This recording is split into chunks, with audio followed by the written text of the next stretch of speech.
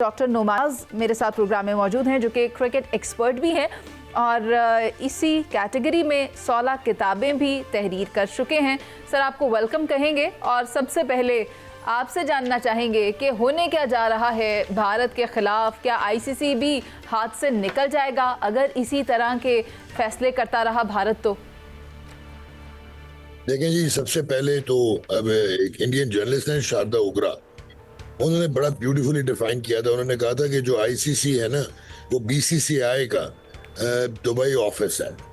और इसमें एक चीज़ अब हमें बड़ी क्लियर होनी चाहिए कि बेसिकली फीफा जो फुटबॉल की है वो गवर्निंग बॉडी है, लेकिन जो आईसीसी है वो लेजिस्लेटिव बॉडी है, डेमोक्रेटिकली चलाई जाती है और फुल मेंबर बोर्ड्स के वोट पे चलती है। तो अगर आप देखें तो हर फुल मेंबर का एक वोट है, यानी कि बांग्लादेश जो है वो टेक्निकली इक्वल है इंडिया और पाकिस्तान, ऑस्ट्रेलिया या इंग्लैंड से।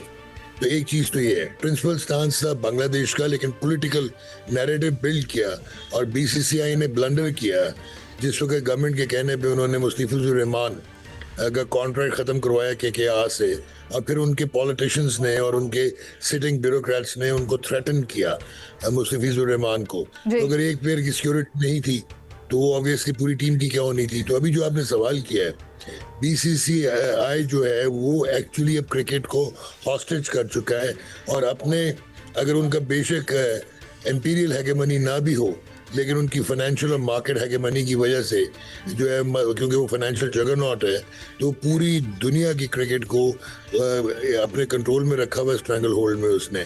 तो दिस इज हाईएस्ट टाइम कि कोई खड़ा हो सके, और अगर उनके अगेंस्ट कोई खड़ा हो सकता है तो वो पाकिस्तान ही है, जिसके बहुत सारे रीजंस हैं। अच्छा। वो आगे चल के आप पूछेंगे तो I will let you know. Sir, यानी आप कहना चाह रहे हैं कि पाकिस्तान एक टफ टाइम दे सकता है, खा वो बीसीसीआई हो या आईसीसी हो। लेकिन शहजाद हुसैन भट्ट साहब की भी माहिराना राय में शामिल करना चाहती हूँ। भट्ट साहब, आपको क्या लगता है पाकिस्तान कैसे प्रोटेस्ट कर सकता है? क्या पाकिस्तान खेलेगा या फिर बैक ऑफ करेगा? क्या होगा? देखें, काबिल एहतराम बात यह है कि अगर भारत के साथ आप नहीं खेलते, T20 की बात अगर आप कर रहे, तो पाकिस्तान ने तो सबसे पहले देखे ना, मंडे तक इसको मुलतवी कर दिया गया। आज फ्राइडे है, अब पीर को मेरा ख्याल है फैसला होना है। अच्छा, अब तक जो है ना, वो उसके सारे ब्रॉडकास्टर वगैरह पागलों की तरह दीवारों में मेरा ख्याल है टकरे मार रहे हैं कि यार एडे वड्डे पैसे पाकिस्तान ने कुछ कर दिया, एट द 11th आवर आके पहले मैच तो तीनों देखो ना, नबीबिया वगैरह छोटे मुल्कों से तसी जीत जावांगे। अगर भारत के साथ आपने खेलने से इनकार कर दिया तो कितने जाएंगे सारे, कितने जाएंगे वड्डे पैसे? आप अगर 2023 में रेवेन्यू की तकसीम के फैसले को जरा गौर करेंगी ना, तो $60 करोड़ डरबन इजलास में 2024 से लेकर 2027 तक जो 38.5% इंडियन क्रिकेट बोर्ड खा गया। अच्छा, इंग्लैंड को रेवेन्यू 7%, ऑस्ट्रेलिया को 6%, पाकिस्तान चौथे नंबर पे। यानी कि मुख्तसरन ये कि सारा माल तो इंडिया खुद खा रहा है ना। जैसे डॉक्टर नुमान साहब ने भी फरमाया कि वो बैठ गया हुआ ऊपर, और इसी तरह डॉक्टर नुमान साहब ने 2 रोज कबल भी मैं इनको देख रहा था, ये फरमा रहे थे कि अगर पाकिस्तान ना खेला तो पूरा वर्ल्ड कप हिल जाएगा।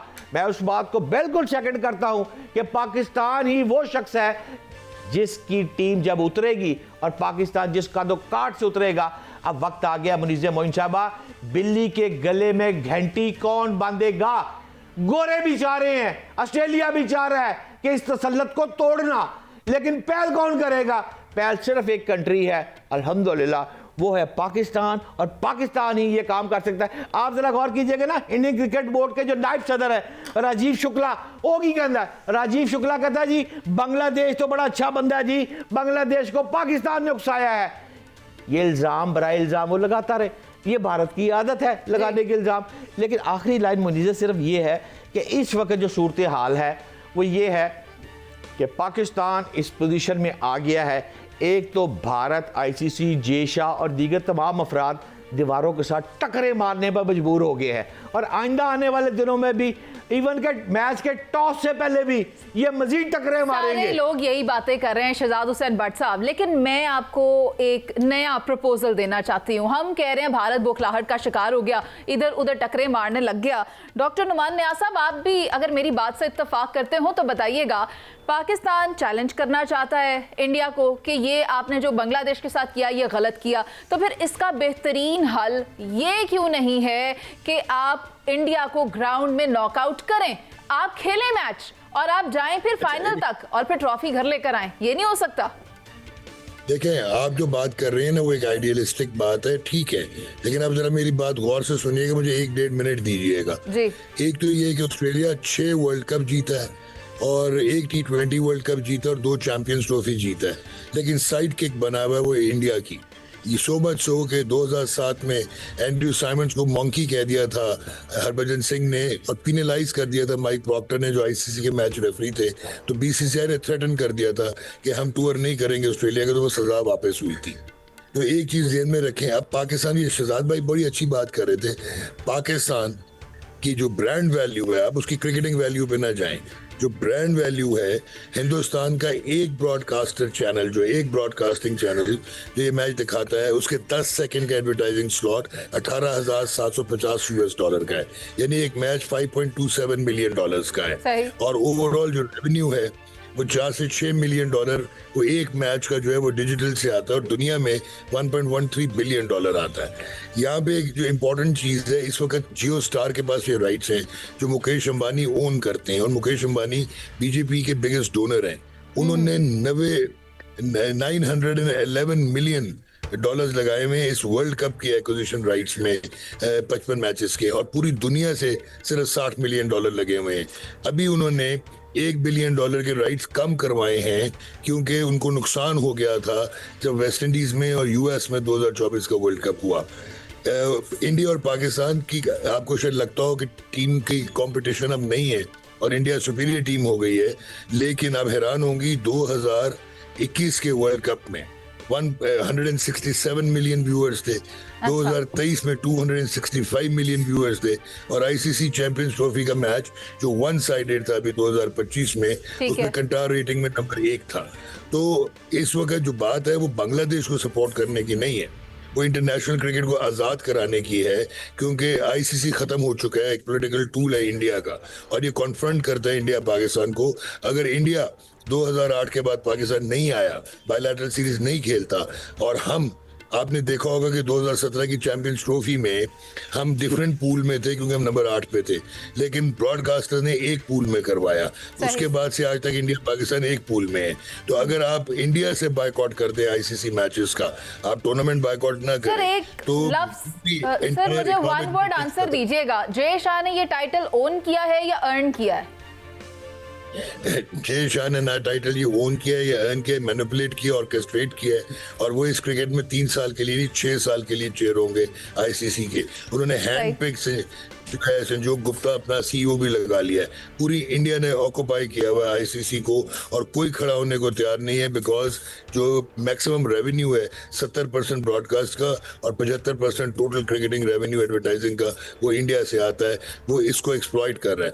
पाकिस्तान इस पोजीशन में है, अगर पाकिस्तान प्रोटेस्ट करता है, नहीं खेलता है इंडिया के साथ या बायकॉट करता है, I tell you world cricket की डायनामिक्स चेंज हो जाएंगी। अच्छा, लेकिन इंडिया तो कुछ और कह रहा है। इंडिया कह रहा है कि पाकिस्तान पर पाबंदी लगा दी जाएगी। पाकिस्तान ने अगर इस मैच का बायकॉट किया, पाकिस्तान को $38 मिलियन का नुकसान होगा और साथ साथ जुर्माना अलग किया जाएगा। आप क्या कहते हैं?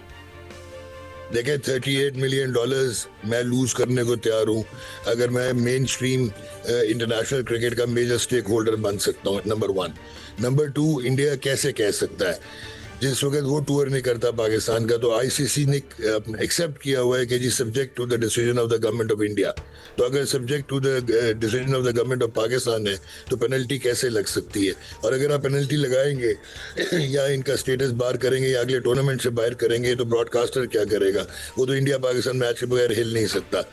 सो 63% of the ICC tournament revenue comes from India versus Pakistan matches, तभी एक ग्रुप में रख के कोशिश होती है।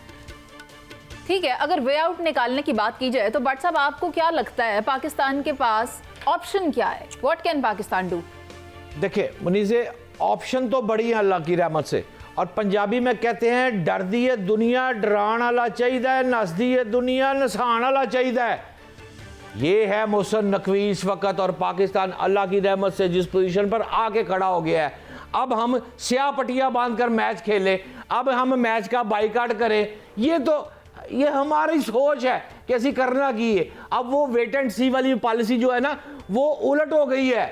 अब भारत देख रहा है कि कौन सा तीर निशाने पे पड़ेगा। सवाल ये है, ये तसल्लुत तोड़ना ही पड़ेगा एक वक्त। आज तोड़ ले, कल तोड़ ले, परसों तोड़ ले। और पाकिस्तान के पास ये देखे ना, ये गीदड़ बबकी हैं। जैसे अमेरिका कहता है ना, ईरान से मैं चढ़ दौड़ाऊंगा, सब कुछ उड़ा देंगा। भारत कहता है मैं पाकिस्तान पे चढ़ दौड़ूंगा, पाबंदियां लगा दूंगा जी, अरबों रुपए की, करोड़ों डॉलर, आपको मनी नहीं मिलेगी, आपको बैन कर दिया जाएगा, पूरी दुनिया आपके साथ नहीं खेलेगी, कोई ऐसा प्रॉब्लम नहीं होगी। मुझे यकीन है इसके लिए हौसला चाहिए, इसके लिए ताकत चाहिए, इसके लिए जान चाहिए। और ये वक्त आने वाला है। अगर इस 2020 वर्ल्ड कप में ना भी हुआ तो आप देख लीजिएगा 2-4-5 महीने बाद ये तख्ता जेशाह का उलटना है। ठीक है, यानी टिकट्स तो बुक हो गई हैं, लेकिन अभी हतमी ऐलान पाकिस्तान की जानिब से बाकी है। शहजाद हसन भट्ट साहब आपका बहुत शुक्रिया, डॉक्टर नुमान नियाज आपका भी बहुत शुक्रिया। पाकिस्तान इस वक्त वेट एंड वॉच की पॉलिसी अपनाए हुए है और इसका इतलाक भारत के ऊपर होता है। पाकिस्तान ने अभी अपना फैसला करना है और उसके बाद देखते हैं कि होता क्या है।